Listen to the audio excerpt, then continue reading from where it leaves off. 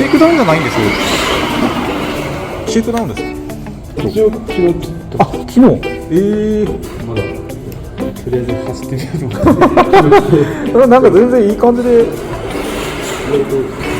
意外とメカとかはどんなの使ってるんですか？よく家にあったガスレスの 17.5 あり合わせのやつで。あ、いいですね。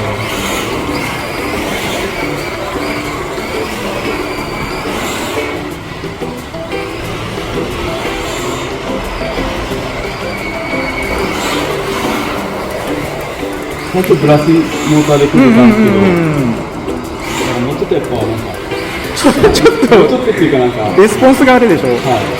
なんかいきなりグッともう最初から進む感じがして逆になんかずっと回転を煽りながら自分で探しながらっていう感じになっちゃいますもんね。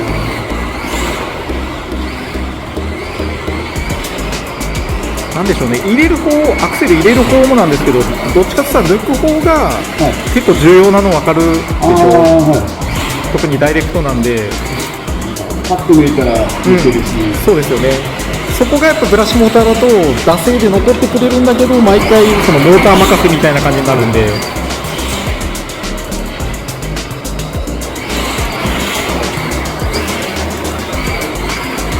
これでいかにかっこよく見せる走りをするかが難しくなってくるんですよね。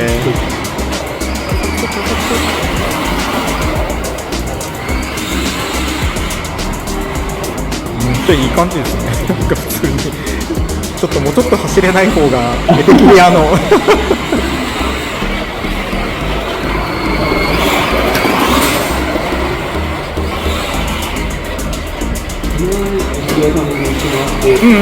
その感覚はまだ、逆になんかいつも使ってるシャーシの方がちょっと乗りにくさを感じるんで、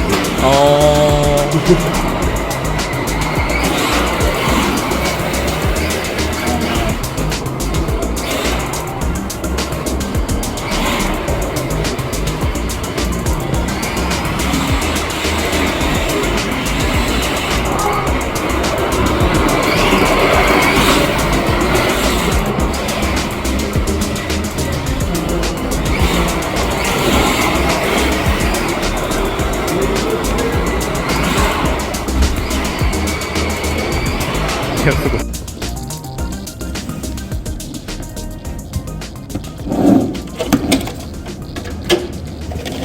本当に何もつけてないですねこれ。ですね。はい。ここのブッシュだけです。ああ、ブッシュを入れたぐらい。走るんですね。いらんことせん方がいいかもしれないですね。まあまあこれからいろいろやっていくと。あ、カウンターだけ入れましたね。ああ、ウエイトだけですね。なるほど、素晴らしい。腕があるっていうことですね。